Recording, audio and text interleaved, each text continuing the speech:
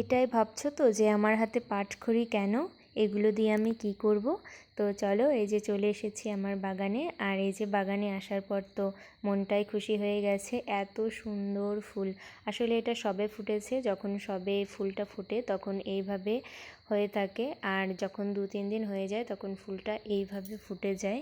তো দেখো যখন ফুলটা ফোটে তখন কত সুন্দর। আর এই যে পাটখড়ি দিয়ে কিন্তু আমি এই যে ডালগুলোকে সোজা করে দেব। আর কিছুদিন আগে তোমরা দেখেছিলে, রিপোর্টিং করেছিলাম, এর মধ্যেই দেখো ডালপালাগুলো কেমন বেড়ে গেছে। তো ডালগুলো হেলে গেছে, এই পাটখড়ি দিয়ে কিন্তু আমি এগুলোকেই দাঁড় করিয়ে দেব। এই যে এইভাবে আমি দাঁড় করিয়ে দেব, যাতে করে ডালগুলো হেলে না যায়, দাঁড়িয়ে থাকে এবং সোজা হয় এবং তাড়াতাড়ি গাছের বৃদ্ধি হয়। আর দাঁড় করিয়ে দেওয়ার পরে হালকা একটু খুঁড়ে দিয়েছিলাম, যাতে জল দিলে জলটা ভালো করে এর মধ্যে থাকে। তো এই যে দেখছো, এটা আমার গাছের ফাইনাল